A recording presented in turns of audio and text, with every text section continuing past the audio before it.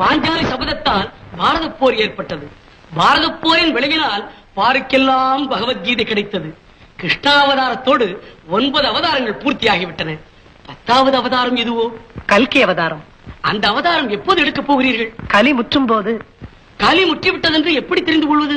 சத்தியம் பொய்யாகும், தர்மம் தலை சாயும், அறநெறிகள் அலைமோதும், அதர்மம் அரசாளும், பருவநிலை மாறும், பசுமைக்கு பஞ்சம் வரும், வறுமை சதிராடும், மண்ணுலகே நரகாகும். அது முட்டிய